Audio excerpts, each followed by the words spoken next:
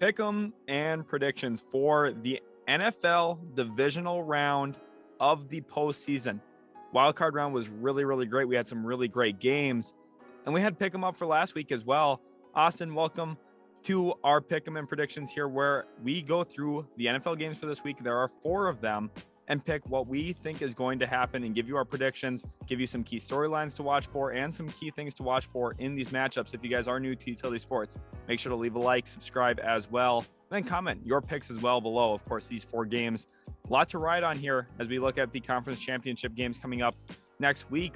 This is the ticket to get there, to be one of the final 4 teams left in the NFL.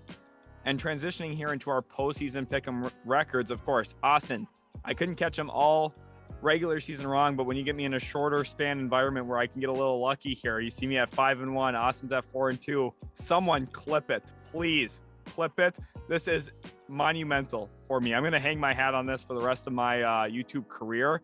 So hopefully you guys are just as happy as I am with seeing Sheldon on top for once this whole season, for those that have been watching our channel for a while. Austin, what's your thoughts? 4-2 right now. I know you're going to make a comeback here at some point, so I'm not getting too excited. What's your thoughts? Yeah, this is definitely not going to be short-lived, because I think you're going to take it the rest of the postseason. You know, I got lucky in the regular season for those 18 weeks. So moving forward here, I don't expect anything to change. Leave it to Austin here. The only time he's wrong is when he's grading his own pick'em and predictions, because he said he got lucky over 18 weeks, but here I am after 1 week with a 1-game advantage, and that's not lucky. Okay, moving into our playoff bracket, of course, it is updated here. Bengals going into Tennessee this week, Bills going into Kansas City. That's going to be a great matchup. Remember last year, that was a phenomenal matchup. Stephon Diggs left on the field watching the Kansas City Chiefs get ready for the Super Bowl. That was absolutely awesome. 49ers, upset of the week, beating the Dallas Cowboys. They're going to take on the Green Bay Packers at Lambeau Field. And then, of course, the Rams heading into Raymond James Stadium to take on Tom Brady and the Buccaneers. Really good collection of games. That's what you expect when you get into the divisional round. 8 really good teams left and 4 great games to watch, which leads us here now into our AFC divisional. So we're going to start on the AFC side of things and really focus on some of these teams here.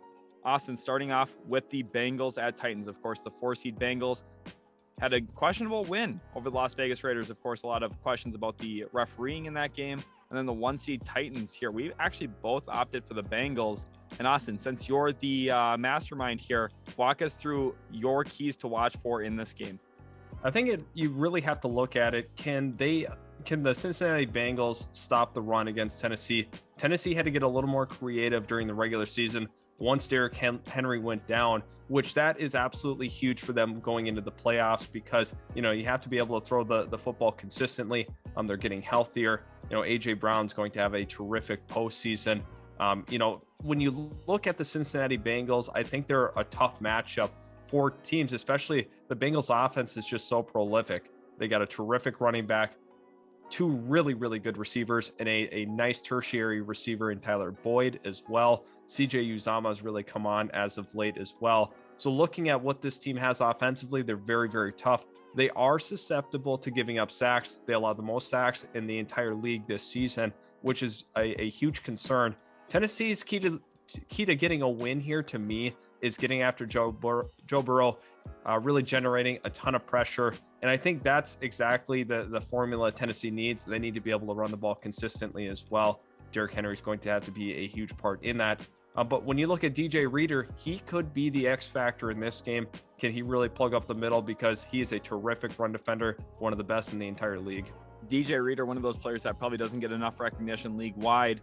The Bengals, they've been a really good feel-good story, and I feel like it's not ending here. This is going to be the age-old question here, Austin. Rest versus rust. Do you see the Tennessee Titans coming out hot with a rested roster, or do you think they come out a little slow because of not playing football for a couple weeks here? And that's always a concern you have. Yes, you are a little more rested, but you have the Bengals coming off of a couple of monumental wins that really kind of changed the complexion of the season, where we went from a borderline playoff team to maybe a team that can really be a contender. One of their key and signature wins came against Kansas City in the regular season to win the AFC North. And I expect them to really actually carry that momentum into this week. They're really going to give the Titans fits. in that secondary as well. I love this matchup for the Bengals. I think this is very, very winnable. And for me, this is the most confident I've been in one of the upset picks so far this postseason. I like the Bengals as well. We're going to see if Houday can get it done on this playoff matchup against the Tennessee Titans. Moving into our next one here, Bills at Chiefs, Austin. 3-seed Bills coming off a massive win over the division rival New England Patriots, in which I think is really a key turning of the tide type of game for that division. I think the Bills are going to start running that division from here on out. They had a great game on offense, and the Chiefs made everything look effortless as well against the Pittsburgh Steelers in what was probably Ben Roethlisberger's last career game. This is a tough game to pick. Two really great teams firing on all cylinders. Phenomenal divisional matchup. Who do you got here and why?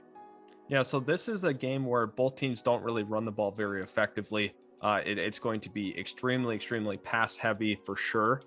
I think the team that gets the advantage is the team that actually is able to establish the run a little bit more. Two very competent passing teams. Obviously, you have stars on both sides of the football as well. There's a lot to love about this matchup, but you look at Josh Allen, you look at Patrick Mahomes, have a little more confidence in Patrick Mahomes in the postseason.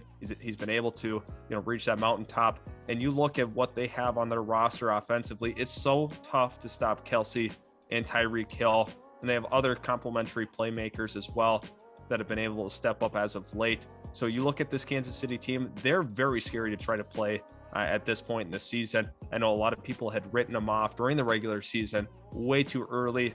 On the channel here, we were saying stay the path, stay the course. And that's exactly what they did. I mean, they're a very talented football team. Defensively, they've been able to figure out a couple of things. The Bills absolutely stifled the Patriots on defense. Leslie Frazier has done a really nice job with this Buffalo Bills defense. He's really maximizing the talent he has on his roster. They've had great safety play. The corner play has definitely outperformed where they should be. Levi Wallace is a big reason why. When you lose a guy like Tre'Davious White, a lot of guys have to step up because he accounts for so many turnovers, over the course of a season. Really great at taking the ball away, but the Buffalo Bills have done a great job without their star corner. Some of the things you mentioned there, Austin, transition perfectly into some of my key points for this game as well. When you look at Buffalo, they're going to have to spend a lot of time trying to focus Tyreek Hill, I think, in film study, try and find ways to limit him off the line of scrimmage, probably get up into him, be a little physical, shadow over the top help as well, which means you're probably going to leave Tremaine Edmonds one-on-one with Travis Kelce for a decent majority of this game. We know how good Travis Kelce is working across the middle of the field. Tremaine Edmonds is going to have one of his best games of his career to win this game for the Buffalo Bills. He needs to be the guy that stops Travis Kelce. I think it's possible. I think it's going to be the best game of the weekend, but I think the Chiefs ultimately do get it done, which leads us here now, halfway through the games, into the NFC Divisional. Again, some really good teams in here, really good matchups, and I think starting off here, when we look at the Rams at Buccaneers, this is a rematch from a game we had earlier this year. The Buccaneers were rolling at the start, and the Rams kind of knocked them down a pedestal a little bit, Austin. You opted for the Buccaneers here. I did as well. Is this kind of a case of what we saw last year, where once Tom Brady sees a team once or twice in the regular season, comes back in the postseason like he did against New Orleans and kind of resets the tone? Yeah, absolutely. And that's the exact example I was going to bring up. I think the New Orleans Saints were not ready for Tom Brady that third time around. You give Tom Brady a couple of games to really figure you out during the same season where there's not a lot of movement of players. Really, it's all relatively the same scheme and everything. So Tom Brady does such a great job dissecting defenses, really studying them. And he knows the league better than anybody at his position and just basically the league in general. His knowledge of coverages and personnel is absolutely insane. And when you look at this one, Tampa Bay has to figure out a way to run the football. They can't be too one-dimensional. I mean, if you do that, Aaron Donald is going to live in that backfield. I think if you start lining him up on guys like Alex Kappa, it's going to be a long day for the Tampa Bay offense. They're really banged up along that offensive line. Tristan Wirfs got hurt in that last game. I don't know if he's going to be able to go, looking at that ankle injury. And, honestly, it's a tough situation. You're going to have Wells at right tackle, and I don't feel confident in that. However, I think Tampa Bay is just going to have enough. They do a really good job at scheming things open. Also, they've been banged up in that running back room. I mean, so that a lot of the things actually go against Tampa in this game, but I just have the utmost confidence right now in this Tampa Bay team.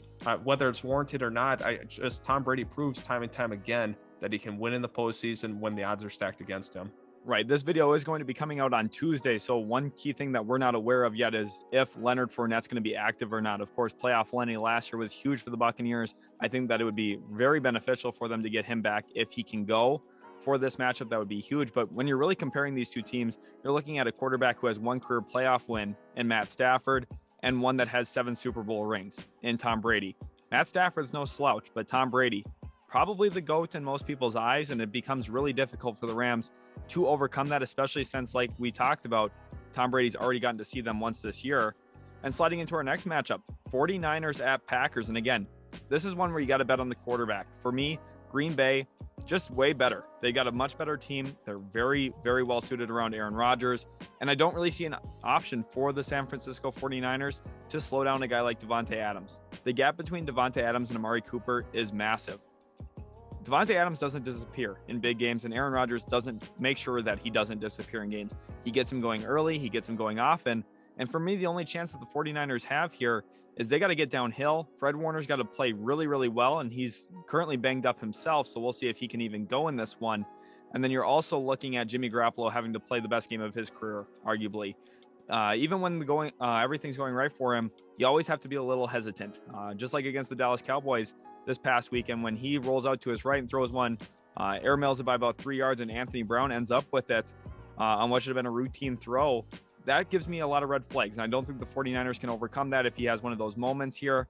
They can be competitive if he plays his best game, but the Packers, just too much talent on this team. Austin, what's your thoughts? Yeah, I think you absolutely nailed it with that one. Really comes down to quarterback play. You also have to go into Lambeau Field in a January, middle of January. Really, really tough to do when you're a team that does play in California. And you look at the Green Bay Packers, they do a great job defending home turf. Aaron Rodgers is absolutely terrific at home. Really good feel for the game. And you look at the talent wise, I think Green Bay is quite a bit better offensively. Defensively, both teams are very, very talented defensively.